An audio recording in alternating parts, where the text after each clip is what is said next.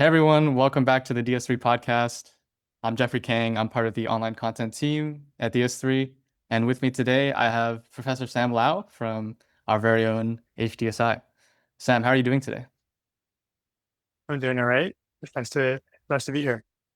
Yeah, I'm excited for this podcast since I'm sure a lot of people viewing or listening to this podcast probably know you from maybe your classes or your research. But maybe for some people who don't know you as well, could you maybe give like a brief introduction of yourself and your work? Yeah, of course. So I'm an assistant teaching professor in HDSI and data science. I typically teach the data visualization class, and I helped revamp the class a few years ago when I joined the department. I also regularly teach DSE 80, the second year data science class, and then this quarter I'm teaching DSE 10, the intro class. So I kind of rotate between like 106 data viz, DSE 80, and 10.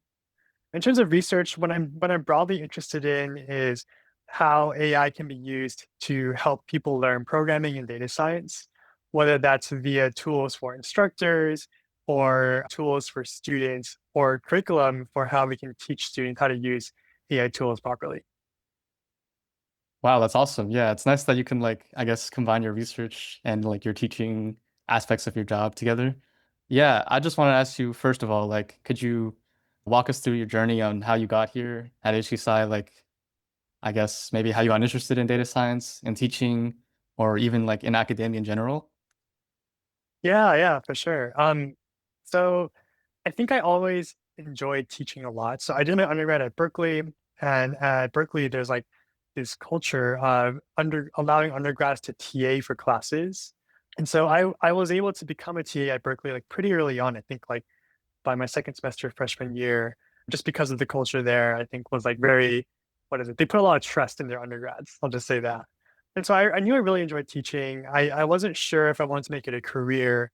And so I explored that when I was an undergrad. So I started working towards a K through 12 teaching credential while also like taking my CS classes, and I'm trying to graduate with an electrical engineering and computer science major.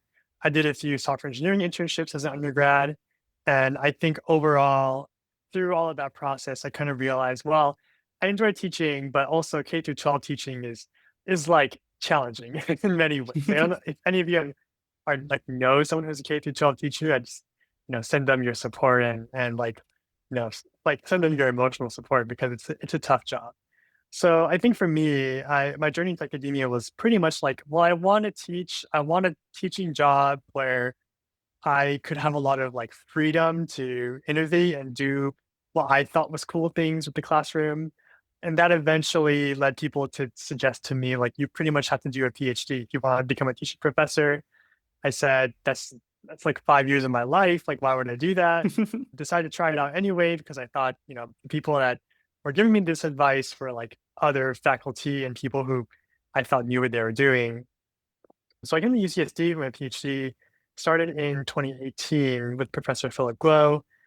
I entered the PhD thinking I would just do it for like a few years to see if it was something I would want to do. I didn't know I wanted to like finish a PhD when I came in, but I ended up enjoying it. So I ended up like really enjoying the kind of work I was able to do in the PhD. I ended up enjoying research quite a bit. So fast forward like 5 years later, and I graduated the PhD, and then ended up getting a job here in data science, luckily. So I feel very fortunate to be here. And like my road, I think most faculty that I know who are focused on teaching, like their road into their position was very windy and like very, I would say, like unique to them. It's like very rare to have like one canonical path into teaching. Oh, so that's interesting. I never thought about that before. Like being a teaching professor is kind of like a middle ground between, I guess, like just helping your friends out or helping people out and like being a hardcore like K through 12 teacher. Because I've definitely asked people if they've considered teaching before as a path, and they're like, no, that's too hard for me. So it sounds like that's definitely the case. But did you ever consider like the other side, which is like just going into industry instead of academia? Yeah, for sure. I mean, when I was like considering whether to take my PhD offer, I also had a job. I also had an offer from industry, which was, a lot more lucrative than like doing a PhD, which is like minimum wage essentially for like 5 years.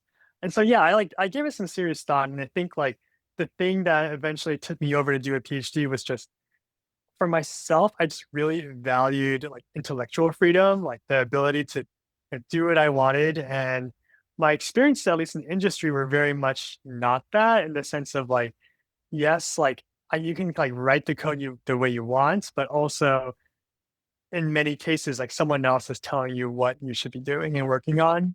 Obviously, it's not true of like a lot of industry jobs, but at least for the entry level jobs that I was applying for, that was pretty much the case. And I just found myself like really struggling with motivation during my internships, basically.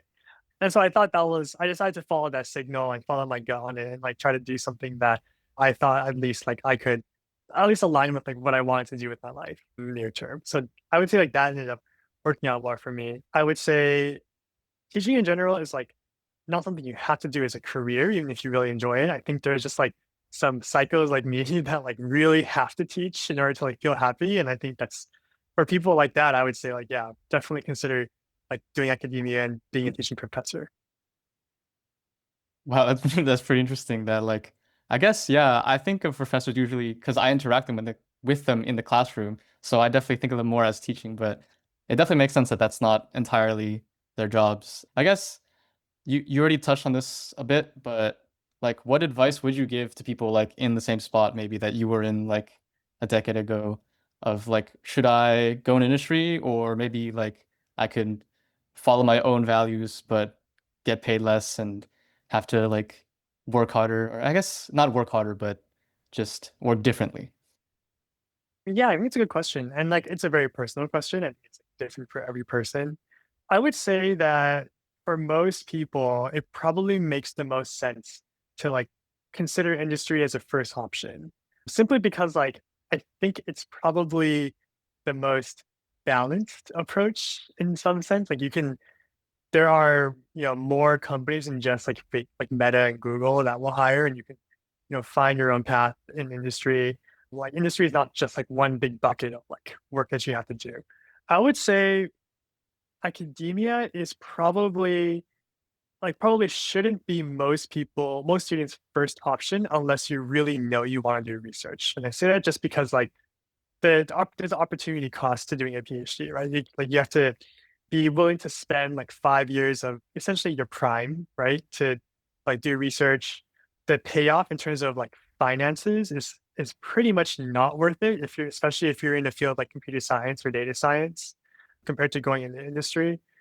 And so the real benefit for someone who's considering a PhD is probably just like the intellectual freedom. Like if that to you is like worth the price you pay, then I would say, yeah, I think that's a good reason to do a PhD. But definitely do not do a PhD if you're just thinking like, oh yeah, it's like the thing that people do after getting an undergrad degree or getting a master's degree. That's very good advice, I think, that you shouldn't just follow trends and do what's right for yourself. I think, yeah, what you said about it being a very personal decision resonates pretty well with me. Now, I guess we can switch gears a bit. I'm gonna ask you a bit about like the teaching side of profess being a professor, and I guess how your research with like AI in the classroom and also making tools like changes your experience a little bit. But first, I just wanted to ask you like what really from teaching is like the best thing and like what motivates you to keep doing what you love and I guess just being a professor. Yeah. I think for me, I just really enjoy working with students. I think it's like very rewarding for me to like have students come into a class and then not know that much about what the class is going to cover. And then by the end of the class, be able to do something useful or feel like they got something useful out of the class. I think that to me is just really rewarding. I think it's like intellectually challenging as well because teaching is pretty tough. Like it's hard to figure out the best way to explain something or how to create a good assignment. But I think that the payoff is like very immediate, right? It's like if you make a really awesome assignment or make a good project or make a good set of slides, that has like an immediate impact on the students that I work with. And so I think for me, it's just like it's just like very personally rewarding, like on a regular basis to teach and to manage a class, to work with students, and especially to hopefully like watch them succeed, which is what I want for all of my students. Wow, that was pretty inspiring. I will say I I feel the same way, but I wasn't sure how to say it as a tutor for your class actually, which is pretty funny. But yeah, I think you put it pretty well there. But next, I was going to ask you about maybe right now you're a pretty experienced professor, I would say, and you seem very in control of the class. But maybe when you were a bit like newer, maybe when you just started teaching, were there any aspects of teaching that might have like, I guess, surprised or like caught you off guard? But yeah. I think it's a good question. I would say it's like I think the thing I had to learn when I first started teaching was teaching the student that's in front of you.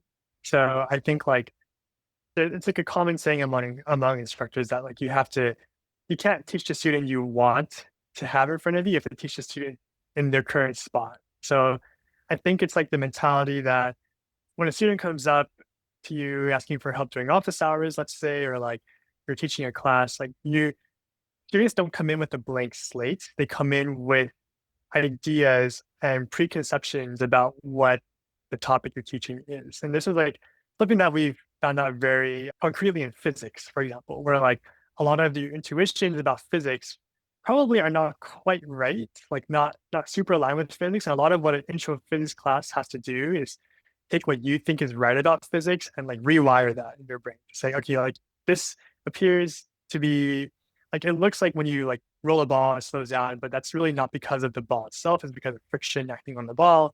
And I think something similar like has to happen when you teach programming as well, where like students come in, they make what appears to be like a kind of strange mistake. You're like, well, like why did you like how could you have like thought about writing code in this way? It was like kind of a crazy way to write code.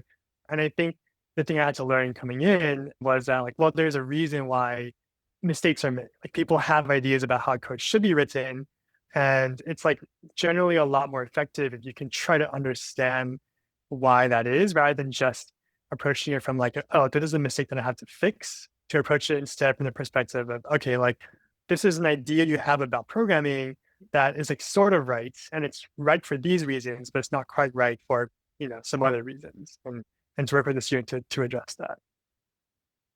Wow, yeah, that's a really good piece of advice. I had never thought about that before, and I should probably incorporate that maybe into teaching my students that maybe in office hours or other places. But if we're talking about like they come in class and they make a weird mistake, something that might cause that, I feel like a lot, is because they ask some Gen AI that stuff, which is what I wanted to ask you about next, since you've been teaching since before AI was a thing, right?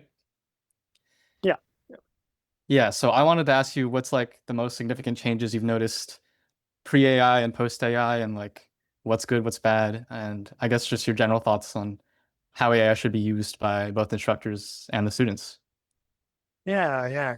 So it's a broad question. I guess I have to preface this with a disclaimer that I am like generally very pro AI in the sense that like I use I use like AI coding tools like every day for the work that I do. And I find them like incredibly useful and like valuable. And I also generally allow AI for the classes I teach as well. So my perspective on this thing is like everyone knows about it, like pretending that doesn't exist probably isn't super realistic. And there's also some research now showing that students, or at least like people who haven't worked with AI tools before, generally do not know how to use them. Like they're not the most intuitive tools to use, even though they feel kind of easy to use. You just write a text into a prompt. It turns out that a lot of people think they know how to use AI tools and actually don't really know how to make the most use out of them or how to use them effectively. And so to me, I think concretely how I can see that playing a role in teaching is like demonstrating in class the kinds of prompts that could be useful. I mean, especially in an intro class, I've after incorporating AI, like allowing AI tools for data viz, for example, I've noticed that students generally don't ask as many questions about D3, which is a library we use in data viz, but instead they have like more challenging questions, I would say, about like visualization design and how to implement like more sophisticated interactions, which to me is the sort of thing I like to see because I like a big reason why we teach the class is to teach people how to make good visualizations. And like it's possible that in 10 years we won't use D3 anymore. We're using some other visualization library. And in the past, before we used AI to teach the class, we had to spend a lot of time on like really low level D3 syntactical ideas and JavaScript method chaining. And I think AI has allowed us to really accelerate past the low level details of like programming, data visualizations, and help students think about like effective design, which I think has been a great benefit. So I think all of that to say that there are advantages and disadvantages of using AI tools. And I do think that a lot of what we try to do as instructors is like help students make use of the advantages for learning and try to like encourage students to use AI tools in effective ways rather than like ways that may bypass or compromise their learning. Yeah, I mean that's a good way to think about it. Like use AI kind of to like get rid of like the dirty work, I guess, if you can put it that way, and then the students can think about like the more high level things. But I wanted to ask you of like for students, what advice would you have for them when they're trying to like, I guess, navigate their education with AI? Because I'm sure most people like they didn't like go through all the primary schooling with AI, and it's like relatively new to them, even though it's been out for a few years. So yeah, what advice do you think you would give to like any student that is considering using AI for everything, but maybe already uses AI for a lot of things? How would you like tell them to maximize AI for, I guess, for their Yeah, education? I think it's a broad question as well. I'm trying to think about how to narrow this down because like using AI is like there are like many ways to use AI, right? And so you can, for example, open ChatGPT. You can, for example, like get an autocomplete in your Visual Studio Code, or like maybe an AI result pops up even when you don't want it to in a Google search result, or like in Microsoft Word, for example.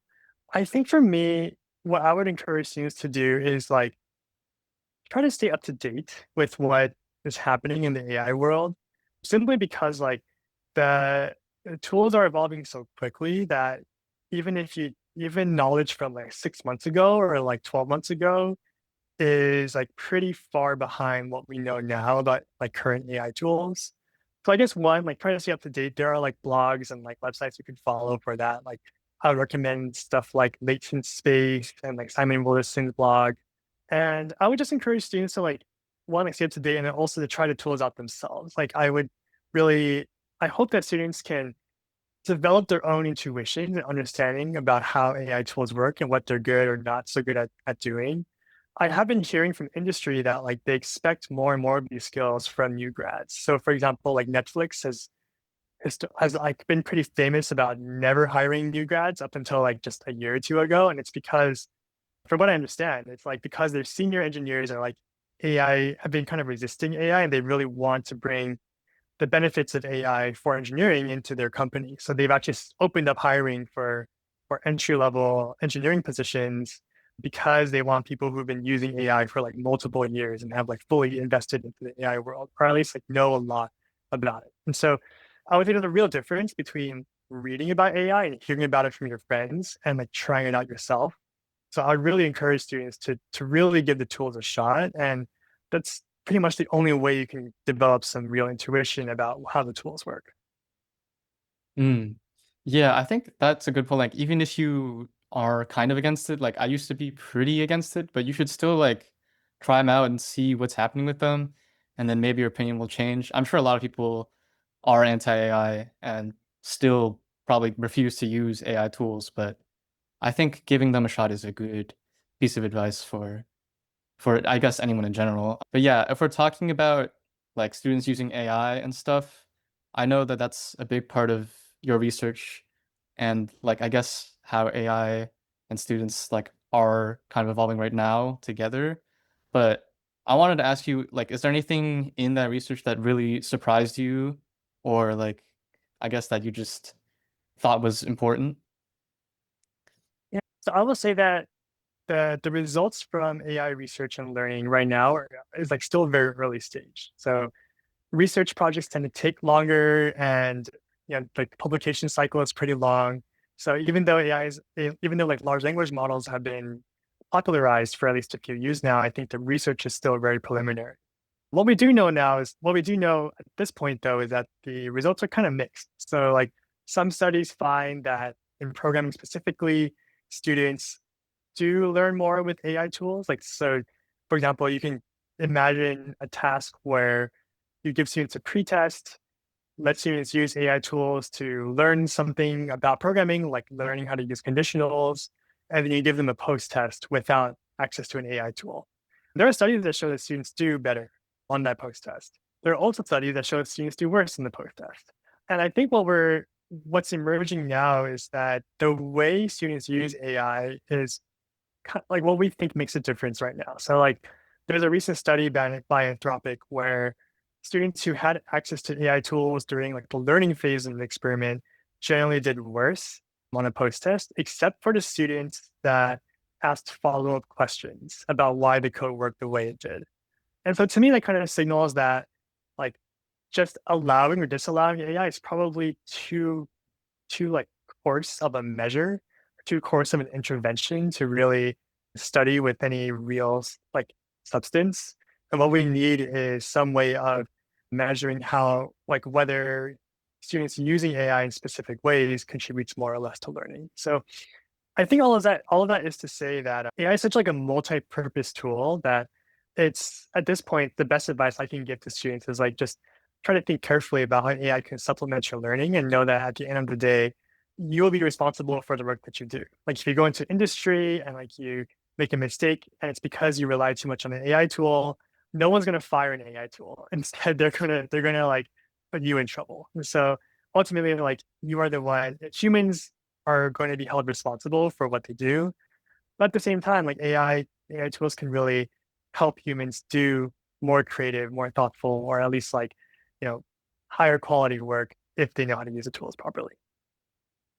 Wow, yeah, that was a very like I guess nuanced take on AI in classroom and I guess students' use. I think probably you have a very good understanding of how it's going right now because of your research.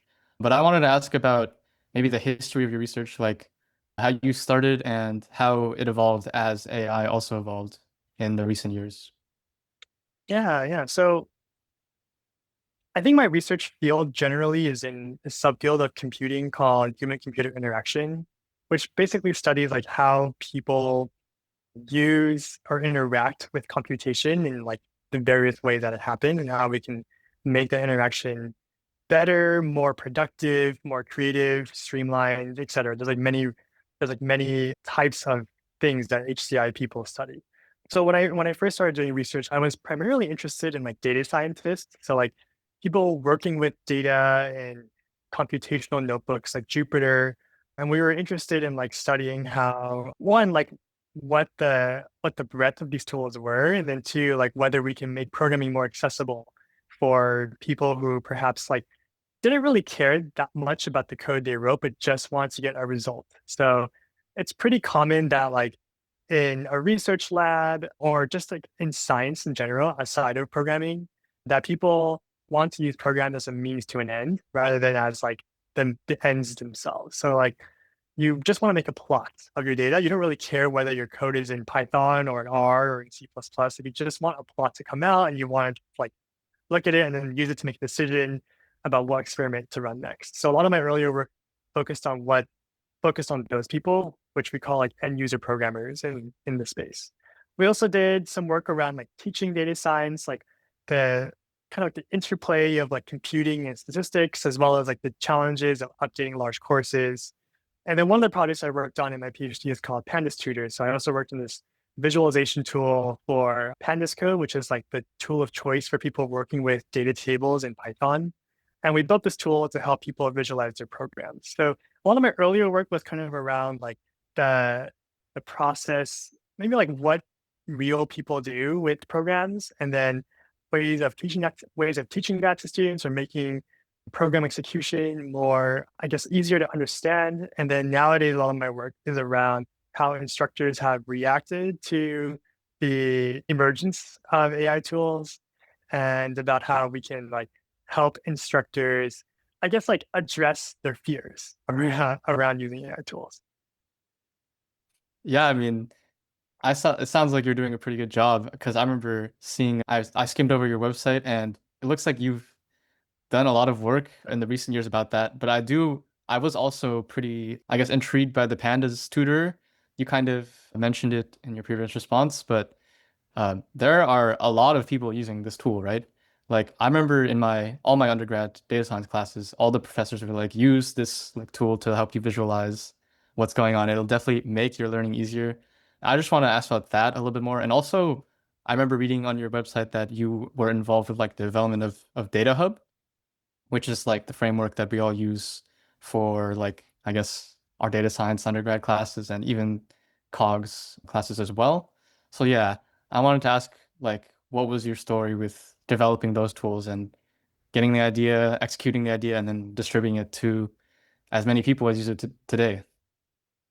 Yeah. So I want to say for Pandas Tutor, so I think that the thing about these tools is that like a lot of people focus on like the tool itself, and actually like in HCI, the method that we really try to emphasize is like focusing on the problem that human beings are experiencing. So I would say that like the real innovation for Pandas Tutor was understanding that there are a lot of data science instructors who spend a lot of time like pixel pushing boxes and arrows on their slides. And we tried to think about how we can recreate those diagrams automatically. And so like if you can like frame the problem in a scoped out way where it's like, okay, there are human beings on one side and they have problems in one specific aspect of running a class on the other. It was just a problem of, well, I spent like 2 hours a lecture like moving boxes around on my Google Slides. It was like really annoying. Once you can pin down a problem that's interesting to you and like that you want to solve, then like the tool itself kind of flows naturally from that. I think that I think the pattern that I see that's less productive in general is like trying to build something, like trying to write code as a first step, and then trying to find a useful problem to tackle with the code after you've written it, which usually is like less good, simply because like you don't have a clear sense of the problem you're trying to solve. And so I would also consider myself kind of like I see programming as a means to an end, where like, yeah, it's like really important to learn your craft and like learn how to write code effectively. But at the end of the day, it's really about solving a problem that it's not solving a problem for humans. And like you have to really understand the problem itself before you can begin to address it. So that to me like a story of Pandas Studio where like we identified the problem. And then once we identified the problem, it was pretty much just writing like a bunch of if statements. You could think of like the tool as like a gigantic like if statement, like if sort values, draw these arrows, if group by, draw these colors. We drew inspiration from the way that ourselves and other instructors have like made diagrams for data science. But otherwise, like honestly, it's not like super complicated actually. It's like maybe a few hundred lines of code, a Python and a few hundred lines of JavaScript. It's not a huge code base. But I think the problem that we solved was a real one. And I think that's why the tool kind of caught on. I think we worked on Data Hub. So the story there was like at Berkeley, we like built this initial version of Data Hub. This is like one of the very first use cases of Jupyter where we had a lot of students using Jupyter at the same time, and we wanted them to not install Jupyter locally on their own computers because these students were like freshmen and they didn't understand how to use the command line and how to run Jupyter Notebook from the command line. And so basically like the initial work from Data Hub was kind of like also identifying a problem, which was just like people's people Jupyter servers would just crash all the time, especially when homeworks were due. So a lot of the initial work there was just trying to make that system crash less and like have less complaints from students around like my server crashed and I can't log into my thing. And like I spent many late nights at Berkeley like restarting people's Jupyter servers because they would crash at like 1 a.m. And so yeah, I would say like that was more of an infrastructural project, but I think like the main takeaway for people, or at least like students listening to this, is probably just like you have to solve a problem and you have to like understand your problem really well. And if you understand the problem really well, then oftentimes like the coding is the easy part. And that's really what you want. Like you don't want to write code without understanding why you are writing the code that you are. Because every line of code is like a line of code that could have a bug or an error or might not be solving the problem that you want to solve. Yeah, that's a really good way of thinking about it, I guess. Like it reminds me of how all my data science professors always like say like collecting data or like finding a data problem to solve is the hard part and like the actual analysis is the easy part. How it's yeah, so you just said how like the problem you have to identify and then the coding was actually not like the difficult part instead. So I thought that was pretty interesting. But I just now wanted to ask about since we're talking about your projects and your research, out of all of the projects slash publications that you've done in your career, which ones are you most like proud of and why? Yeah, so I think let me think back. I think the most recent work I'm pretty proud of is like this paper called like Ban It Till We Understand It, which was a large interview study with a bunch of like faculty, like right when ChatGPT first came out, and like people began to realize that ChatGPT could solve a lot of programs, a lot of problems in intro computing, at least. And I think I like that paper a lot because we one like managed to capture a broad range of perspectives. So some people were like, you know what, this is not how programming should be, and I never want to teach with AI tools. And other people were like, I welcome our AI overlords, and like I'm going to start teaching with AI tools like tomorrow. So I really enjoy like hearing about those perspectives, and I think and we managed to capture like people from different countries and continents across the world. So I think we were able to like get in contact with people just like who just had a wide range of perspective, like not just intellectually, but also like geographically and like who taught very different kinds of students. And so I'm like really proud of that paper because it captured like the zeitgeist around like what do we do about this AI thing in programming. And I think I'm happy that it has gotten like a good amount of attention from the community and has also like raised questions that I think people are still trying to solve today. Wow, yeah, I did see that title. I thought it was pretty funny when I saw your page. I think it's pretty cool. Like, as a journalist, we always value getting diverse perspectives, so I'm glad that that was like the most important part of your paper there. Maybe I should give it a read sometime, but yeah, that's really interesting, and I think the the perspectives are probably more broad than I thought with opinions regarding like I guess A on the classroom from professors themselves. With students, I'm sure a lot of them have like conflicting thoughts, like it's easy, we can use it, but it also just like saves our grades. But until like recently, I always thought that most, if not all, professors were like anti-AI. So I guess did you always think that AI was like a good thing, or like what was your personal reaction to AI when it was first released? I mean, when I first saw what these tools are capable of, I think there was this fear of like, oh yeah, like if it's like so easy to solve questions that we give, then like what are students going to learn? And I think that like, but eventually I think it quickly faded. And I began to think about like, okay, well, maybe if AI tools can really easily solve the questions that we get to students, like we're not asking students to do the right types of problems. Like maybe there are different kinds of problems that we should be giving now. So I think for me, I was, I guess personally, always kind of like an AI optimist. Like I always saw it as an opportunity to like change the status quo and maybe like rethink what we teach in computing and I kind of saw it as like also a way to get more students exposure to computing. So, running a correct program that actually runs and does something is actually really tough. It like takes a lot of training and like you have to sit through many lectures and like start from like, one plus one, and then you call like one function and you write your own functions. And I think with AI tools, like that barrier, that's a tactical, low level barrier to getting started or making use of programming is just so much lower. So I see it. I really see some opportunity here in like opening up the world of computing for more people and helping more people understand that like yeah, computers can do useful things not just for the people in the know who like taken years of computer science, but even for people like me who like I've only worked in Microsoft Excel maybe so far, but now I can use AI tools to do something useful for my work. And so yeah, I think there's like a real opportunity there, and I do think that like any technology, there are potential harms and risks. But I think in this case, like I don't think we're even close to like getting all the benefits we can from AI tools. And I think there are a lot of like awesome use cases that we'll soon find out in the coming years. Yeah, I really like what you said about like opening access, like by like taking care of the low level stuff.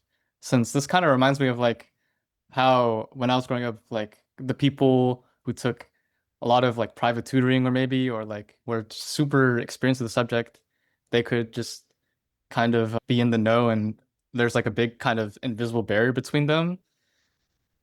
I mean, I guess it's not really that similar, but I remember like with SATs, my parents were telling me when they were growing up that like they had like a tutor come in and tell them like, oh yeah, just like pick the option when it's blank. Like you don't actually have to know. But yeah, I think what you said definitely is something I'll think about later.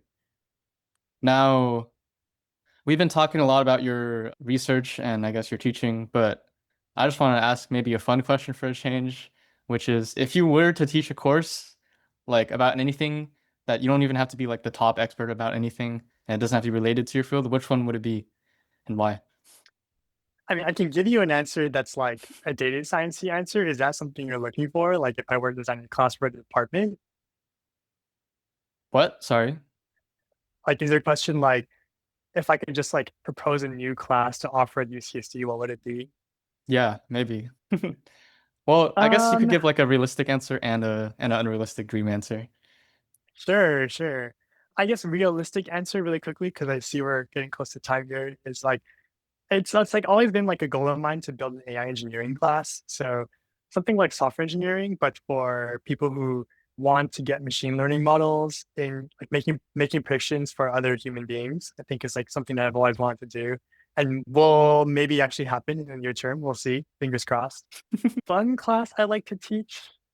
That's a that's a hard one. I haven't thought about this. Honestly, if there was a class where I could just like where we could just like sit around and listen to music and I could just like get exposure to new artists, I think I would love to offer that. So like I can imagine like some kind of like just listen to some popular music and like I I like want to know what the kids these days are listening to so I can stay relevant. That's just me. That's pretty funny, like a Spotify jam kind of like class. Yeah, yeah, that sounds pretty fun. Well, yeah, we are at time, so thank you so much for taking the time to chat with us, though. And yeah, this was a really fun conversation. I was glad that my excitement for this episode was justified. But yeah, thanks everyone for listening to this podcast episode. We'll see you next time. Thanks.